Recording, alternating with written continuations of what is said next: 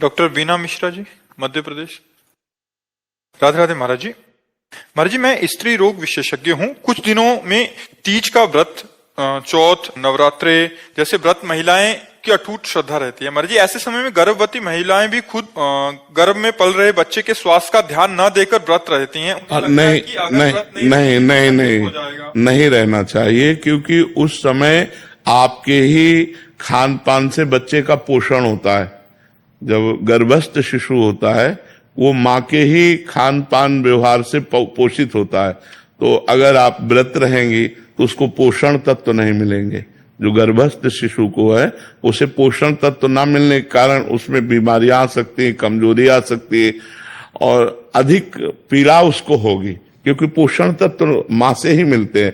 तो हमारी समस्त माताओं से प्रार्थना है कि जब गर्भ हो तो सबसे बड़ा व्रत आपका है उस गर्भस्थ शिशु का पोषण करके उसका जब जन्म दे दें और वो हमारे राष्ट्र के काम आवे, हमारे देश की सेवा करने लायक बने, तो ये बहुत बड़ा व्रत हो गया।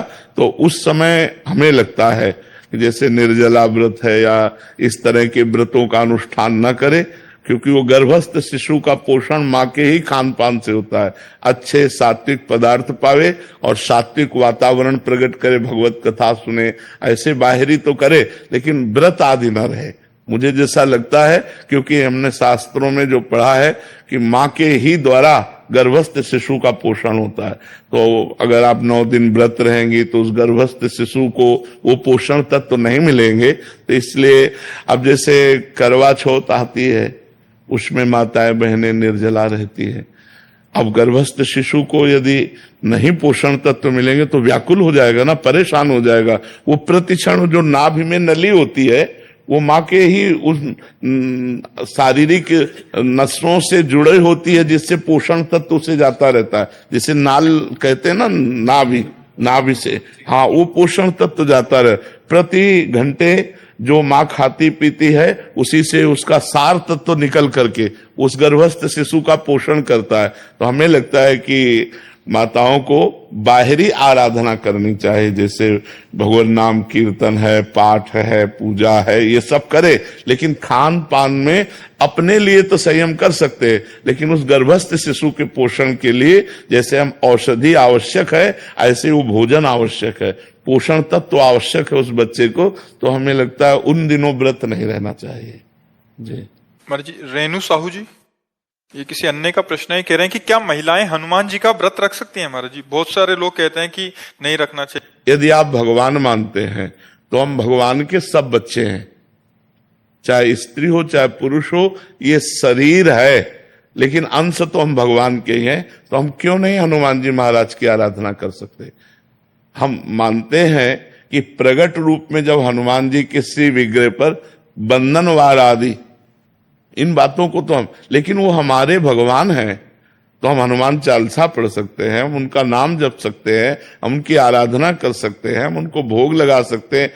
हम बंधनवार आदि की बात नहीं कर रहे कि जैसे उनके शरीर के बंधन आदि, क्योंकि उनका एक परम ब्रह्मचारी स्वरूप भी है, परम ब्रह्मचारी स्वरूप है ना। तो इसलिए जो निषेध करने वाले जन है उसी ब्रह्मचारी को लेके हैं कि वो परम, पर वो भगवान है, वो कोई मनुष्य थोड़ी है, स्वयं शंभु है, स्वयं शंकर भगवान है कि नहीं, प्रसिद्ध है ना, स्वयं शंकर है, 11वें रुद्र का अवतार है। तो हमें लगता है कि जैसे आराधना तो सब कोई कर सकता है, पर हम बंधनवार आदि के लिए अभी प्रमाण नहीं पाया। अपने हाथ से हनुमान जी के शरीर को छूना या उनके बंधन आदि, ये अभी तक हमें, लेकिन हम अपने भाव से कहते हैं कि हमारे वो भगवान है, हम हनुमान चालीसा पढ़ें, हम हनुमान जी का नाम जप करें, हम हनुमान जी के लिए भोग की व्यवस्था करें। ये मान लो घर में हनुमान जी विराजमान तो रसोई बनाकर बढ़िया सुंदर भोग लगावें, ये सब हम हनुमान जी की आराधना कर सकते हैं।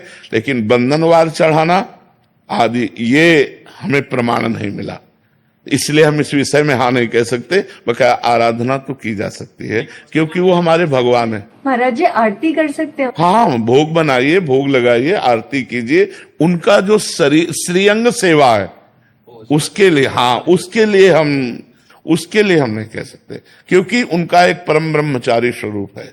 वो परम ब्रह्मचारी महान, तो कहते भाई हनुमान जी सबके हैं, वो हम भी कह रहे हैं।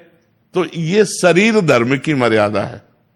तो हम शरीर धर्म की मर्यादा के अंतर्गत कहते हैं कि बंधनवार चढ़ाना आदि जो हनुमान जी का है वो हमने कहीं नहीं पढ़ा कि माताएं बहनें चढ़ाएं, लेकिन हम भाव से कह रहे हैं कि हनुमान चालीसा पढ़ना, नाम कीर्तन करना, भोग समर्पित कर देना, आरती कर देना, ये निषेध नहीं। उनके श्रीअंग की सेवा के लिए हमने कहते हैं ये बात। बजरंगबाण रोज पढ़ा जा सकता है? भगवान का यश मान करके क्यों नहीं किया जा सकता? तो लोग बोलते हैं कि बजरंगबाण रोज नहीं पढ़ना चाहिए। अगर हम भगवान का यश गान कर रहे हैं, हमें कोई अनुष्ठान थोड़ी कर रहे हैं कि हम बजरंग बाण का प्रयोग किसी के प्रति अनुष्ठान कर रहे हैं, हम तो भगवान का यश गान कर रहे हैं। जय जय हनुमंत, उसमें जिसमें वर्णन तो जय जय हनुमंत है ना, उनकी जय जयकार कर रहे हैं, उनकी महिमा का वर्णन कर रहे हैं। और सबसे बड़ी बात है, अगर ये माना जाए तो बजरंग बाण का सही प्रयोग है भव रोग का नाश। जो भव रोग है उसका नाश, शरीर रोग तो नाश एक साधारण बात है, भव रोग नाश है रोग हरे सब पीरा जपत निरंतर तो ये बात है, जपत निरंतर।